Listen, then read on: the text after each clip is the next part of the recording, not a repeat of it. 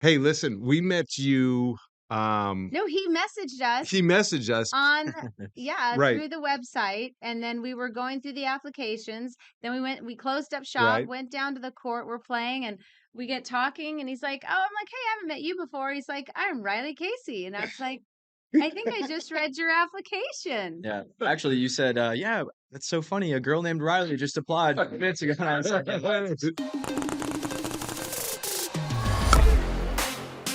All right, we're back. This is exciting. You know what's really exciting? Is that spring is around the corner, and I have just made myself a vow that this is the last long sleeve shirt I'm gonna be wearing here in Arizona, You're wishing sunny weather. right? We're ready Because for it. And what happens with sunny 110 weather, babe? 110 is around the corner in sunny weather. Yeah. Pickleball Pickleball, is about baby. to explode. Welcome back to Crush Life, folks. Thanks for being with us today. We have a special guest. Yep. We'll let him introduce himself. Hi, everyone.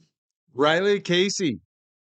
Hey, listen, we met you, No, he messaged us. on yeah, Right, through the website, and then we were going through the applications. Then we closed up shop, right. went down to the court, we're playing, and we get talking, and he's like, "Oh," I'm like, "Hey, I haven't met you before." He's like, "I'm Riley Casey." And I was like, "I think I just read your application." Yeah. Actually, you said, "Yeah, that's so funny. A girl named Riley just applied 5 minutes ago." And I was like, "Yeah, what?" That's me. It's Nice. awesome. Now you didn't have your vest on at that time, right? No, I did not. I, wasn't that serious just yet.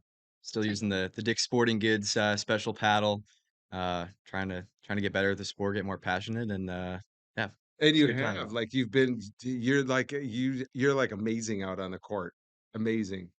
But take us back, 'cause you started to tell us a story that I thought was just, like, riveting, like, back in your 20s, because 'cause you're from the East Coast, and you started off you were there, and you were going to school and everything else like that, and somehow you ended up out here in Arizona, and you were just kind of in a different place back then, and, just share it. Tell us about it.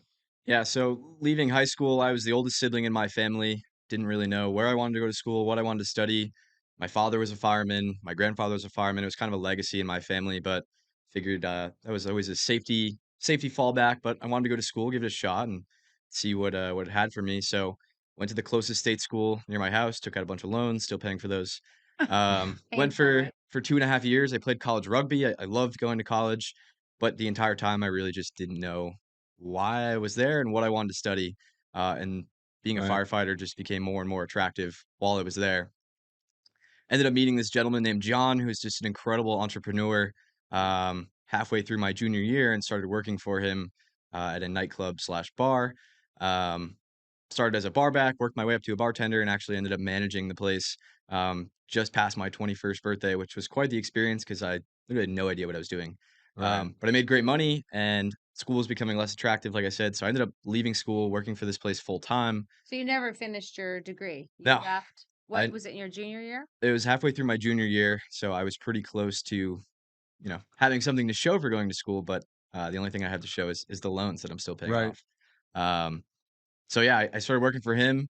Ended up moving to his car dealerships.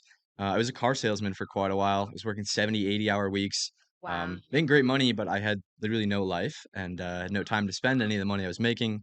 Was just pretty miserable overall.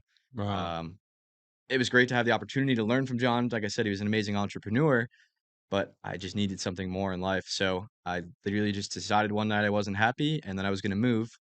I picked Arizona, put everything I could fit that I owned in So my Jeep. so here you take me there for a second. So you've decided not to complete college, which is no big deal. That was a big decision, but now you've got loads of debt. So you have probably tens and thousands of dollars worth of debt, and your family was there. Yeah, yeah, my family's from Connecticut as well. So you pack up your car with tens and thousands of dollars worth of debt. How much money was in your bank account? I had like $5,000 to my name. I thought You that was a lot. right, right. But you realized it wasn't. So you have $5,000 to your name, all this debt. You pack up your car by yourself? Yeah, by myself. I actually had a 2016 Corvette at the time, which I was like, that was what I had to show for working so hard out of Yeah. college. It was super cool. Yeah. Sold that. I bought a Jeep because I figured it'd be a more economical Right. everyday car. not very big, Yeah. so I couldn't even fit a mattress. I put everything I could fit in there, and I drove across the country to Connecticut by myself in 3 days. It was like my little cannonball rally, except it was in a Jeep Wrangler. All by Um, yourself. yeah, All by yourself. No family here. You don't know what you're coming into? no, I had one friend here that I visited once, and I was like, "Oh, that's a cool place." Never thought about moving there. I told him I was like, "I think I'm gonna do it," and he's like, "You won't," and I was like, "No, I will." So I just did it. And when you get here with not even a mattress and only that money in your account, where do you stay? Where do you live? So I had an apartment actually. Never saw it, never video chatted with them. I just found it online and was like, "This looks like a cool place. I can afford it, I think. I'm gonna find a job when I get there and figure it out." So I Amazoned a mattress to the apartment complex before I moved in. I slept on the floor for several weeks. I didn't buy a couch for months. Do you Um, hear that, young kids? It's called sacrifice. Sacrifice and risk. yeah, You took a risk. You know who you took a risk on? myself. You. Yeah, So when you have sweat in the game, when you take a risk Yeah. on yourself, that's where you grow. yeah. I mean, I had nothing to lose. I have a great We family had at home. everything to lose, right? But here Yeah, in I mean, I Arizona. could always go back. That was my thinking. I'm gonna try this because if I don't do it, I'm always gonna think, "What if I What if I did?" could have? But if I do it and it doesn't work out, then I know that I gave it my best shot. And there's nothing to feel shameful about for that. So you Um, slept on the floor, you're waiting for your Amazon mattress to come. You have no job yeah, at this But point. I think the other thing that's really cool, and you tell me if I'm wrong, because this is where I tell everyone, like, you have to, in order to grow in anything you do in life, you have to get yourself a little bit uncomfortable, right? Oh, for sure. And you kind of put yourself in this situation where you kind of like had really like, I have two choices, zero and none. Right. Like, I need to basically figure this out. No matter what happens, I just moved across the country with really no strings, and I got to go figure this thing out. Are you still in that apartment? no, I moved to a different apartment now, a little bit up the street. My friend that lived here, I ended up moving in with him after 16 months. So I lived on my own for quite some time. For the first time in my life, I didn't really know how to cook or anything. Oh, So TikTok has been great for teaching me all those things. You had to figure Um, out how to do all these things. yeah, say, Mom, I hate to disappoint you, but I can learn everything I'm learning at school online. I'm like, please don't say that out loud. And they're like, yeah. And I don't have to sit in the chair so long. I'm like, I think there's probably some truth to that. I don't right. want to admit it. You can So, learn an incredible amount of things on your own if you put your mindset to it. But 100%. like you said, Pete, I put myself in a position where I had to succeed. It's Right. uncomfortable, but I didn't have a choice. And if I failed, yes, I'm not. Nothing's going to happen to me. I just go back to where I came from and put my head back down and work And on a what lot of I people missed out don't on. have that. A lot of people don't have something to fall back on. And so you've been very blessed with that to know that, hey, I've got family that's going to take me back in. If this fails, I can go back. So you took the risk to come here, but not everyone has that to fall back on. No, So you're very blessed. no. Yeah. So How's it working out? yeah. Oh, I couldn't be better. So since you got here, what's kind of tell us what's happened with life? It's changed my life completely. I have a whole different perspective on life. Growing up in a small town, there's things you don't think about, there's things you don't see. I mean, for example, your neighbor here has some of the most incredible cars that I've ever seen. The cars and the success and the people that live here, is just unparalleled. Like, to see people who build companies from the ground up like yourselves, that doesn't really exist in a small town, and there's so many examples of that here, and people that give back to the community, that make this place special and make moving out of your hometown worth it. So it's Um motivating. Who were we Oh, talking to absolutely. the other day? Alex, what country did he come from? Was France? France, right. And he said that being an entrepreneur, when you did well in that country, it was kind of looked poorly upon. And so him and his wife couldn't wait to come here to the United States so that being an entrepreneur or being successful, you respected that, you honored that, you knew that it took hard work to get there. Yeah. Sometimes we forget what we've done a couple times. We're on take two. Um, but sometimes we forget. We had someone come up to us at this last, and that's it. That's Take three. But we had someone come to us and say, what you've done in 4.5 months, companies don't do in a year or two. And just, it's the two of you. And having people like you on the team that make us look good, to be really honest, right. it's been a blessing. It's been a cool team. So we meet you on the court. You're there with your beautiful girlfriend. Um, Remind me of her name. Jaden. Jaden. Jaden. Shout out to Shout Jaden. out Jaden. Now Jaden's So playing pickleball with you, Yeah. right? We struggle playing together because It's we're a little hilarious. bit different of skill levels. You see so many memes on that. Like Pete and I, neither of us are competitive, and I'm not good. I'll well, admit. that's why you see these. That's why you see so many, like especially when you go to the tournaments, you see so many of our team members that are married and they're playing with a Will different not doubles play with each partner, other, Yeah. but they won't play with each other. Just like I love you, honey, but I'm not playing with you. but you're So not you guys, working because with you're me. super competitive, Absolutely. Yeah. right? Yeah, neither of us are. So I think that's probably why it works, just for fun. So so you came here, you've landed a job, you've moved apartments, life is starting to like turn at an angle in a great way. And obviously, from the beginning, we met you on the court and everything like that. And one of the things I thought was really cool was that you were telling me like you travel a lot, Yeah. like a lot. I saw your post. What was that last post that you did that I saw? Not the last post, but that post you did where you said how much you'd traveled. How many states were you in? How many miles? Do you I have no idea about the amount of states, honestly, because sometimes I'll land somewhere and then I'll just start driving. It's not. I'm not just driving around. I am Right. visiting people that I want to sell, our equipment, our systems to for my job. But I did 72 flights last year. Most of those were the second half of the year because I started in a new position, which requires me to travel. But for the Tell most us about part, that position. A little shout out to what you're doing. Tell yeah. us. So I work for a company called Van Dyke Recycling Solutions.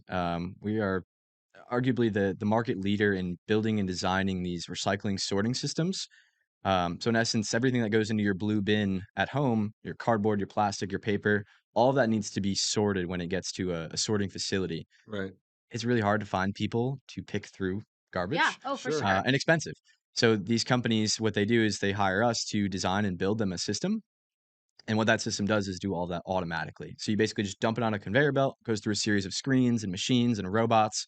And by the end, you get these really nice cubes of all plastic, all paper, all cardboard. Oh Yeah. yeah. That's And cool. then, That's what it takes. Like when you Yeah. watch those shows, like how it's made, you don't realize like you just take your stuff and you dump it into the blue bin, but you don't realize then what Yeah, what happens happens to it. after that. Yeah. So that's cool. So then Yeah. you're traveling the country to Yeah. I've got a these question deals. though. What? So you 72 flights. When you go and you have to meet with these guys, do you actually try to pinpoint All a the pickleball court that's close to your hotel? Absolutely. Yeah. And that's why I love pickleball is because it does not matter what city I'm in, No. what the weather is outside, No. where I am in the country, if I'm outside the country, sometimes, Yeah. there is a pickleball court everywhere. Everywhere. And there's always competitive play. I can show up, I throw a paddle in, no one bats an eye, no one's like, "Oh, who are you, man?" Like, that doesn't happen. I play There's everywhere. so much love. It's incredible. There's no Yeah. other sport with that community, and that's why I love pickleball so much. That's awesome. Yeah, I mean, I couldn't even tell you the amount of courts I played last year in Texas and Colorado and New Mexico and Florida and Connecticut. I mean, you name it, they're Well, everywhere. you said in those pictures, I mean, A you have a crush picture paddle like and a you're in another crush city, paddle and another in like city. another city, another Yeah. court. I think it's the coolest thing in the world. I'm like, Yeah. he's everywhere. Yeah. I'm like, it's Yeah, awesome. and if my boss is watching, I'm working first. Yeah.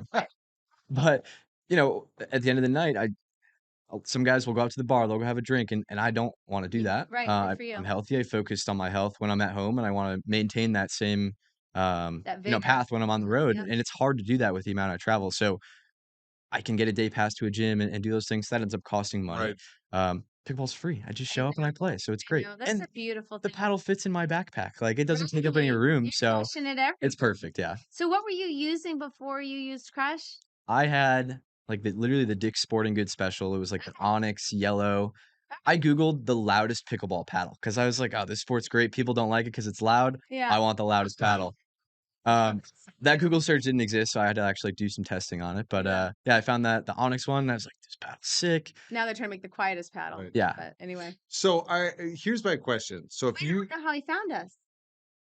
I want to know how he okay, found well, us. So tell us how you found us. yeah. So how did you find Crush? Well, it was hard to not find Crush because there's an army of Crush people in any court I go to in Arizona, and I was like and every time I played against one, I would get beat really bad, so I was like, "Alright, man, is it the paddle? Like, do you guys get some coaching? Like, let me know what this is all about." And then I learned that you guys are a local company, and growing up in a small town, I'm like, "That is really freaking cool." Yeah. So it's like, I gotta be a part of this, and then, And now yeah, I you're applied. whipping everybody on the court. It's the Crush paddle. It's you too. So, but I no, really. Yeah, and that's true. But But I wanna step back because this is what I want.